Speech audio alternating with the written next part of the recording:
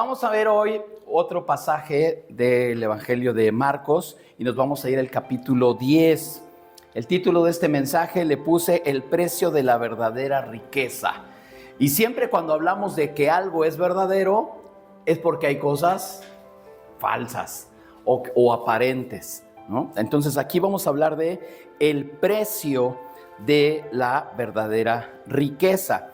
En algunos pasajes simplemente viene ahí el título de el hombre rico o el joven rico en la mayoría de las Biblias. Y se llama aquí el precio de la verdadera riqueza. Para los que ya lo verán bien en el Facebook o cuando compartamos esto, si no se aprecia bien la imagen, es un camello atravesando el ojo de una aguja, ¿verdad? No tiene muleta el camello, no es ¿qué más me dijeron? El limpiaparabrisas de un carro no se está viendo a través de... No. Entonces es el ojo de una aguja y es precisamente lo que viene ahí en ese pasaje. ¿Y qué tiene que ver? Vamos a aprender esto porque luego hay algunas enseñanzas por ahí que pues dicen otras cosas y qué es cierto, qué no es cierto. Bueno, vamos a ir. Estamos en el capítulo 10 de Marcos. Y a partir precisamente del verso 17, en la versión 60 dice el joven rico, en la NTV dice el hombre rico. Les voy a leer la versión NTV, lo pueden seguir aquí en la pantalla. Versos 17 al 31. Cuando Jesús estaba por emprender su camino a Jerusalén, un hombre se le acercó corriendo, se arrodilló y le preguntó: Maestro bueno, ¿qué debo hacer para heredar la vida eterna? ¿Por qué me llamas bueno?, preguntó Jesús. Solo Dios es verdaderamente bueno, pero para contestar a tu pregunta, tú conoces los mandamientos: no cometas asesinato, no cometas adulterio, no robes, no des falso testimonio, no estafes a nadie, honra a tu padre y a tu madre. Maestro, respondió el hombre, he obedecido todos estos mandamientos desde que era joven. Jesús miró al hombre y sintió profundo amor por él. Hay una cosa que todavía no has hecho, le dijo. Anda y vende todas tus posesiones y entrega el dinero a los pobres, y tendrás tesoro en el cielo. Después, ven y sígueme. Al oír esto, el hombre puso cara larga y se fue triste porque tenía muchas posesiones. Jesús miró a su alrededor y dijo a sus discípulos: qué difícil es para los ricos entrar en el reino de Dios. Los discípulos quedaron asombrados de sus palabras, pero Jesús volvió a decir: queridos hijos, es muy difícil entrar en el reino de Dios. De hecho, es más fácil que un camello pase por el ojo de una aguja que un rico entre en el reino de Dios. Los discípulos quedaron atónitos. Entonces, ¿quién podrá ser salvo?, preguntaron. Jesús los miró fijamente y dijo: humanamente hablando, es imposible, pero no para Dios. Con Dios todo es posible. Entonces Pedro comenzó a hablar. Nosotros hemos dejado todo para seguirte, dijo. Así es, respondió Jesús. Y les aseguro que todo el que haya dejado casa o hermanos o hermanas o madre o padre o hijos o bienes por mi causa y por la buena noticia, recibirá ahora a cambio 100 veces más el número de casas, hermanos, hermanas, madres, hijos y bienes, junto con persecución. Y en el mundo que vendrá, esa persona tendrá la vida eterna. Pero muchos que ahora son los más importantes, en ese día serán los menos importantes. Y aquellos que ahora parecen menos importantes, en ese día serán los más importantes. Muy bien. En la versión 60 es donde dice que los primeros serán los postreros, ¿verdad? Esas palabras que se nos graban a los que hemos leído la versión 60 la traemos así, ¿verdad? Muy fija. Muy bien. Hay una pregunta, después de leer esto, hay una pregunta que quiero hacerte. ¿Alguna vez te has preguntado qué es lo que realmente tiene valor en la vida?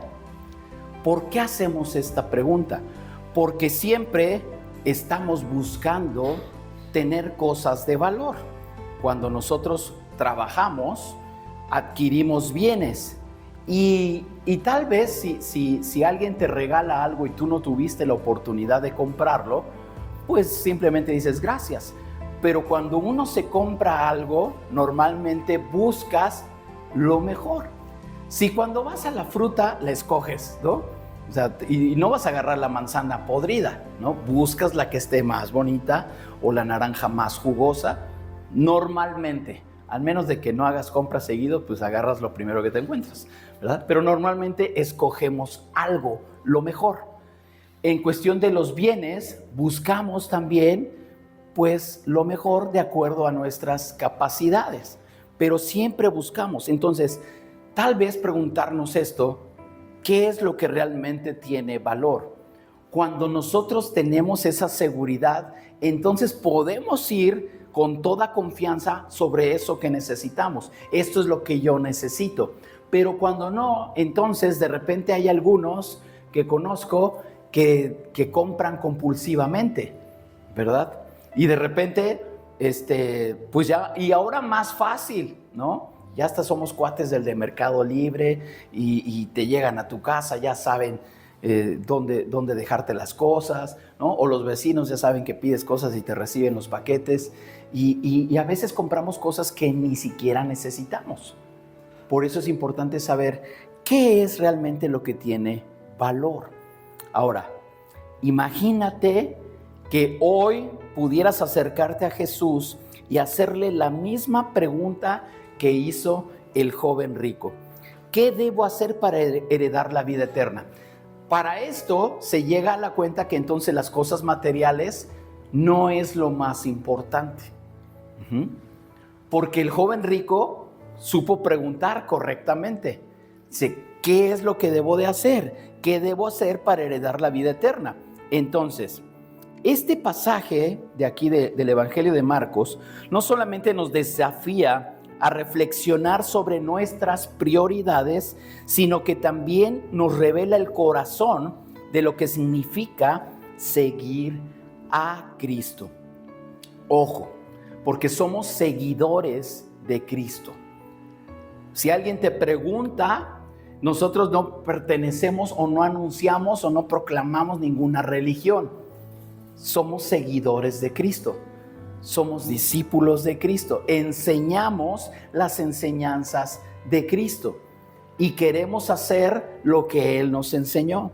Entonces, debemos nosotros reflexionar acerca de eso. Primeramente, nuestras prioridades y que nos revela también el corazón de lo que significa seguir a Cristo. Vamos a ir en este pasaje y vamos a encontrar realmente cómo tenemos que evaluar los tesoros que estamos acumulando y dónde está nuestra seguridad. Y tal vez digas, pues yo no tengo ningún tesoro, pero vas a ver que sí. Muy bien, entonces, número 1, una pregunta sincera, pero con expectativas equivocadas. La pregunta que hizo el joven rico o el hombre rico realmente fue una pregunta sincera. Versos 17 al 20. Y aquí en la versión 60 es donde él empieza dice, al salir él para seguir su camino, vino uno corriendo. Y veíamos que era el joven, hincando la rodilla delante de él. Había un reconocimiento, un respeto. ¿Tenía dinero? Sí. Y otras veces les he dicho, no es malo tener riqueza o dinero. Y sobre todo él tenía el conocimiento de Dios. Y decía que aún desde joven, desde pequeño, él conocía las escrituras y las llevaba en la práctica. Entonces, el joven se acerca corriendo y se arrodilla. Muestra una actitud aparentemente humilde. Entonces, en esta actitud, él muestra respeto y sumisión. ¿cómo nos acercamos a Dios? ¿Cómo nos acercamos a Dios? ¿Cómo te acercas a Dios? ¿Buscamos respuestas para sentirnos mejor? ¿O estamos dispuestos a escuchar verdades que desafían nuestro corazón? Todos necesitamos sentirnos bien y apapachados. Cuando alguien nos apapacha, nos sentimos tranquilos, ¿no? Nos sentimos bien. Pero fíjate que a veces depende cómo esté nuestra vida. ¿No te pasa? Yo creo que les ha pasado que de repente, a ver, para no usar mi imaginación, díganme un pecado. No tuyo, ¿verdad? Pero díganme uno. Envidia, ese está bueno. De repente, vamos a quedarnos con la envidia. Ajá. Porque es común, ¿no? La envidia. Pues resulta que en tu vida eres medio envidiosillo. Y te has cachado a ti mismo siendo envidioso. Si yo tuviera eso, ¿no? Que tiene fulanito. Lo que sea. Y de repente en la prédica el pastor habla acerca de la envidia, ¿no? ¿Cómo te sientes? Cuando un mensaje de Dios te empieza, dices, híjole, pues yo tengo envidia de muchas cosas. Y la palabra de Dios te empieza a confrontar. ¿Te sientes cómodo? Y lo primero que piensas, el pastor ya me está echando pedradas. Esto va para mí, seguramente, me conoce algo, ¿no?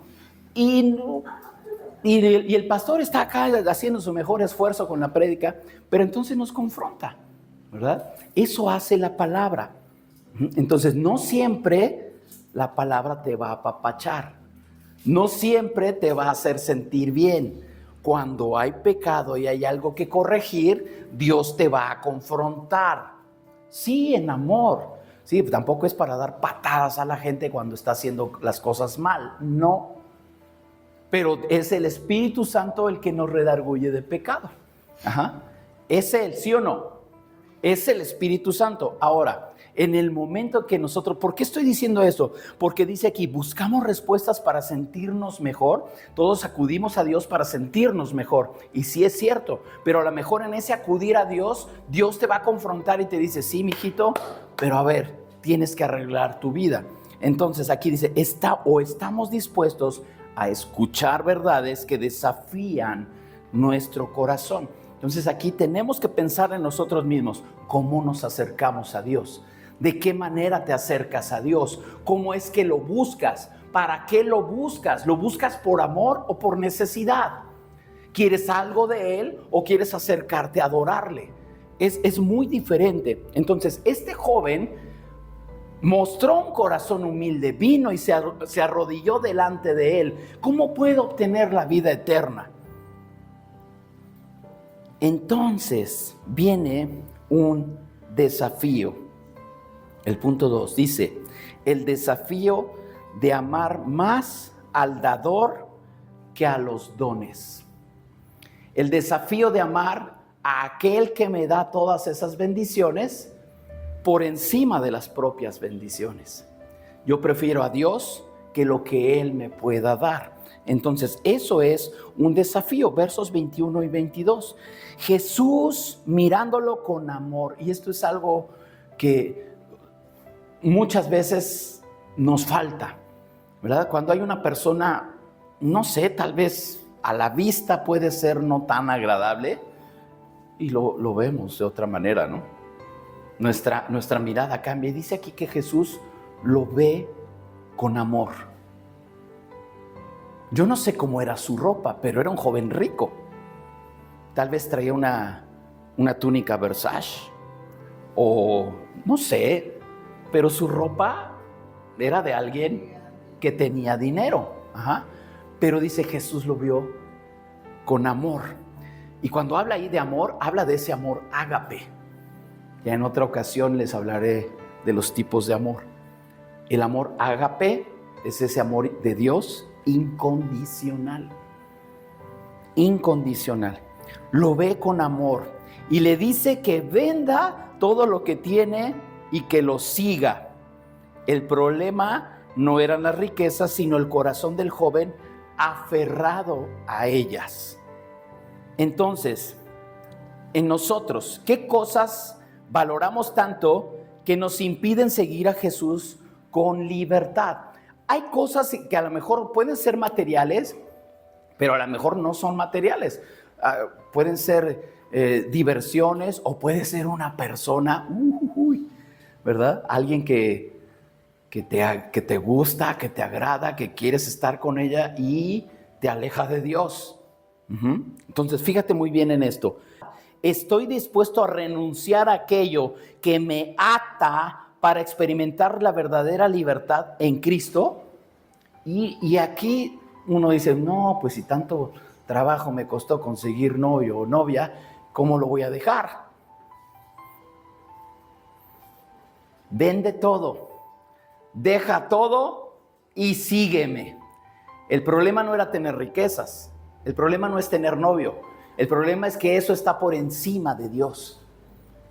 Y es ahí cuando no estamos dispuestos a renunciar a aquello que nos impide experimentar la verdadera libertad en Cristo. En Cristo hay libertad. Y dice, la verdadera libertad en Cristo. Cuando tú crees que eres libre, pero no tienes a Cristo, estás siendo esclavo de eso que tú amas. En Cristo hay verdadera libertad. Entonces, si tú piensas, es que yo no estoy dispuesto, si yo hubiera sido el joven rico, hubiera estado dispuesto a vender todo lo que tenía. Y dice que el joven se puso triste porque era demasiado lo que tenía. Era demasiado. Yo no sé cuál hubiera sido la... Bueno, sí sé. Si el joven hubiera dicho, va Jesús, lo vendo todo. Ya lo vendí, ¿ahora qué? Sígueme. A lo mejor Jesús le hubiera dicho, mira, con ese dinero, dale de comer a esta gente, o con ese dinero, ve y apoya a esta iglesia que se está levantando, o le hubiera dado dirección a su vida. A lo mejor no le hubiera hecho renunciar a todo, ¿no? Como en el caso del sacrificio de Isaac. Abraham estuvo dispuesto a sacrificarlo, pero no lo dejaron hacerlo. Pero él mostró lo que había en su corazón y había obediencia. Obediencia. Vamos a ver el siguiente. El imposible que se hace posible con Dios, versos 23 al 27. Jesús dice que es más fácil que un camello pase por el ojo de una aguja que un rico entre en el reino de Dios. Esta hipérbole subraya la dificultad de depender de las riquezas para la salvación. A veces depositamos en nuestras posesiones, en lo que nos hace sentir seguros, depositamos nuestra confianza en lugar de en Dios mismo. La palabra griega para este ojo de aguja es trimalías, y ahí está cómo se escribe, si lo quieres escribir, no sé si salió ahí, la que sigue, ahí. Del griego, esta palabra es exactamente el orificio pequeño de una aguja de coser. Por allí, y yo ya lo encontré y seguramente te ha de haber salido por allí, hay un video que anda en las redes donde hay una interpretación y que dice que el ojo de aguja podría referirse a una pequeña puerta en las construcciones de Jerusalén por la que un camello solo podría pasar si se arrodillaba sin carga. ¿Me pones la que sigue? Ándale. Esas son las puertas y hay una puerta pequeña, ¿no? Entonces algunos dicen que ese es el ojo de aguja que se refiere, cuando realmente ahorita en el original sí se refiere a un ojo de una aguja real. Ahora, esta interpretación de la puerta no tiene una base histórica ni arqueológica, es una teoría popular. O sea, está padre la explicación y la analogía, pero realmente se empezó a decir esto por ahí después o en la Edad Media. En los registros bíblicos o antiguos no viene esta afirmación. Entonces, ¿por qué lo digo esto? Porque a veces escuchamos tantas cosas y hay que saber si realmente o viene de esa fuente. Entonces, ¿por qué hablamos precisamente de esto? No hay esa evidencia. Jesús probablemente usó esta hipérbole deliberadamente para enfatizar lo imposible de la salvación basada en méritos humanos, algo común en la enseñanza judía de esa época. ¿Qué es una hipérbole? Porque ya van 2 veces que digo, ¿verdad? Usa la hipérbole. La hipérbole es una figura retórica que consiste en exagerar una idea o situación para enfatizar un punto o crear un impacto emocional. Por ejemplo, ¿se acuerdan ese pasaje que dice, ¿cómo es posible que tú quieras sacar la paja del ojo de tu hermano cuando no ves la viga que está en tu ojo? Esa es una hipérbole. Está exagerando. Si alguien trae una viga en un ojo, pues estás muerto, ¿no? Ya te atravesó, ¿ok? Entonces, es una imagen exagerada para poder causar un impacto. Además, en otros escritos antiguos como el Talmud judío, hay un pasaje donde viene algo parecido, pero en lugar de camello dice elefante. O sea, que sería imposible que un elefante pase por el ojo de una aguja. Eso dice en el Talmud. Entonces, esto viene a fortalecer esta frase que sí se refería a una aguja de coser, ¿verdad? Por eso que parece ser imposible. Ahora, en Dios lo hace posible. Dios lo hace posible. No se trata de lo que yo pueda hacer. Es aquí donde vamos a ejercer la fe. No se trata de lo que tú puedas hacer o de tus capacidades. Se trata de lo que Dios puede hacer. Lo que Él puede hacer. En mi imaginación, en mi mente, soy incapaz de hacer muchas cosas. Pero con Dios todo es posible. Esa es la diferencia. Entonces, mi salvación no depende de mis logros, sino del poder transformador de Dios. Lo que Dios puede hacer contigo y en tu vida. Esa es la diferencia. Entonces, no se trata de lo que yo puedo hacer. En Dios todas las cosas son posibles.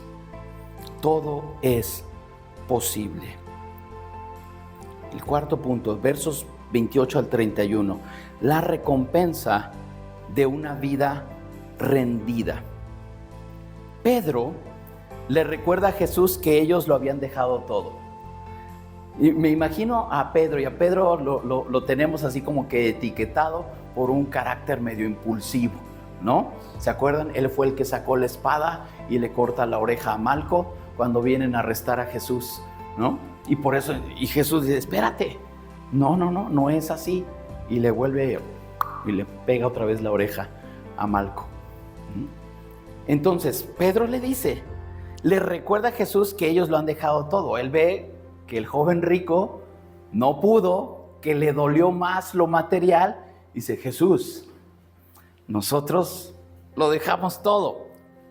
Y Jesús promete que nadie, no solamente Pedro, no solamente los discípulos, dice, nadie que haya sacrificado algo por su causa quedará sin recompensa, tanto en esta vida como en la venidera. ¿Qué significa esto? Sí, está bien pensar en la eternidad, en la vida eterna, pero si tú eres fiel a Dios, si tú le cumples a Dios y haces lo que Él te pide, en esta vida también vas a obtener bendición.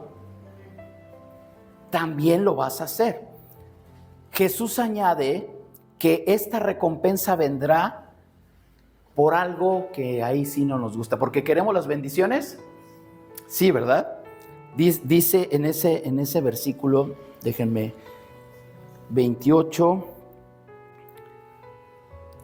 dice el 29, respondió Jesús, lo leo en la 60, y dijo, de cierto os digo que no hay ninguno que haya dejado casa, o hermanos, o hermanas, o padre, o madre, o mujer, o hijos, o tierras, por causa de mí y del evangelio, verso 30, que no reciba 100 veces más ahora, en este tiempo, casas, hermanos, hermanas, madres, hijos y tierras. Todos queremos esa bendición, ¿verdad? 100 veces más. Pero inmediatamente dice, con persecuciones. Bajamos la mano.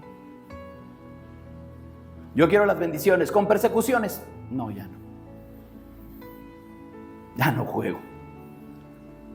Con persecuciones en el siglo venidero, y en el siglo venidero la vida eterna. Y es cuando dice, pero muchos primeros serán postreros y los postreros primeros. Entonces, él añade que va a haber recompensa, pero vendrá con persecuciones. Esto indica que la vida cristiana no estará exenta de desafíos y pruebas. Y créanme, cuando yo menciono esto, lo repito mucho, porque bueno, entre nosotros luego hay gente que tiene muy poco de conocer de la palabra y me gusta enfatizarlo, porque algunos con tal de ven a mi iglesia, mira, Dios te va a arreglar la vida, y van a la iglesia y resulta que siguen teniendo problemas, y oye, no, que Dios me iba a solucionar mi vida, y sigo con los mismos problemas, y se alejan, y no, me engañaron, no. Jesús es claro, ¿vas a tener bendición en esta tierra? Sí, pero no va a ser fácil. No va a ser fácil, por eso es que Dios promete estar con nosotros. Dios promete estar con nosotros. La recompensa de una vida rendida. Entonces les decía, Jesús le recuerda a Pedro, ¿no? No solamente ustedes lo han dejado todo aquel que haya, y esto nos incluye, y nos debe de dar alegría, porque a veces hacemos cosas y sacrificios por Jesús. El venir aquí, a lo mejor querías quedarte en tu casa muy tranquilito, y no sé, y el venir aquí puede ser, digo, no es un gran sacrificio, pero a lo mejor para algunos sí, ¿verdad? El hecho de poder cumplir, el estar aquí puede ser un sacrificio. Dice Jesús, mira, todo aquel que haga algo por mí va a ser recompensado. Va a ser recompensado en esta vida y en la venidera, en la vida eterna. Aquí también vas a recibir bendición. Entonces, dice aquí en la versión 60, 100 veces más. 100 veces más. Entonces, tanto en esta vida como en la venidera, Jesús añade que esa bendición va a venir con persecución. Y entonces podemos pensar, ¿qué son las persecuciones? Ya lo he compartido también. No es el caso de que ahorita, gracias a Dios, en nuestro país tenemos la libertad de reunirnos, de tener una Biblia, de cantar, de adorar a Dios. Hay lugares donde no es posible. El simple hecho de que tú traigas una Biblia te puede costar la vida. Eso es una persecución muy fuerte. Pero las persecuciones que tenemos aquí es que a lo mejor porque tú digas que eres cristiano, te segregan de un cierto grupo, o burlas, o señalamientos, o fuera de algunas oportunidades. No, es que ustedes no, o sea, puede ser algo de persecución. Algunos por eso es que no se atreven a decir, sí, yo creo en Cristo. Y por eso es importante, porque Dios nos hace recordar en esta hora, ¿saben qué? Cualquiera que haga un sacrificio va a tener recompensa. Va a tener recompensa. Tenemos que tener presente eso.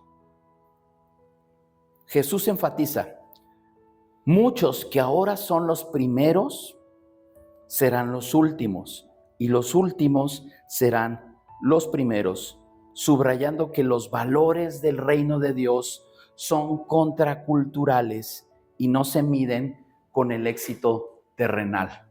Tenemos que quitar de nuestra mente que las cosas son iguales para nosotros. La vida cristiana es una contracultura. Hoy en el mundo, en muchos lugares, el aborto es legal, pero no significa que sea bueno o sea correcto. Está bajo la ley, pero Dios nos dice que Él es un Dios de vida. Un Dios de vida. Y tenemos que ver eso, es una contracultura.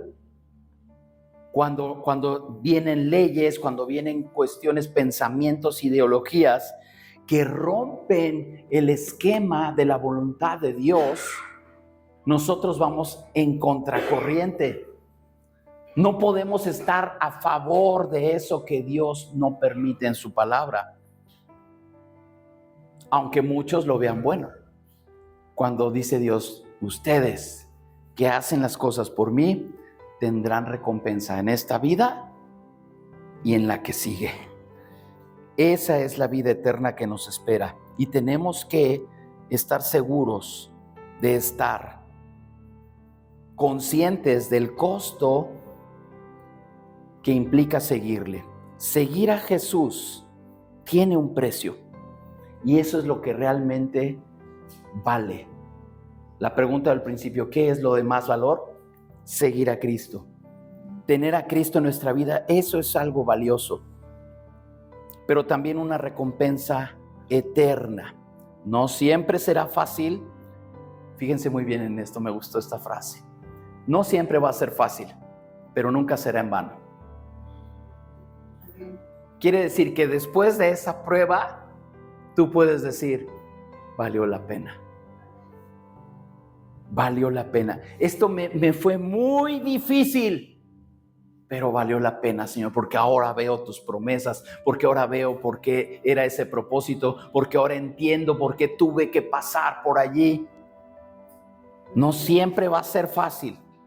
Y también, no hay que amargarse, ¿verdad? Sí, vamos a tener muchos momentos felices y tranquilos, pero tienes que estar consciente que la prueba puede estar a la vuelta de la esquina. ¿Y cómo vas a reaccionar? ¿Vas a estar con Dios en las buenas y en las malas qué? También. Señor, aquí estoy, con manos alzadas vengo, pues tú todo lo diste por mí. Aquí estoy, Señor, en las buenas y en las malas. Aquí estoy, Padre. Entonces, seguir a Jesús sí tiene un costo, pero también una recompensa. Las cosas que pasamos no serán en vano. Las pruebas y persecuciones son oportunidades para fortalecer nuestra fe y confiar en la fidelidad de Dios. Son oportunidades. Sí, va a estar difícil. Señor, ¿de qué manera voy a mostrar mi fe en ti?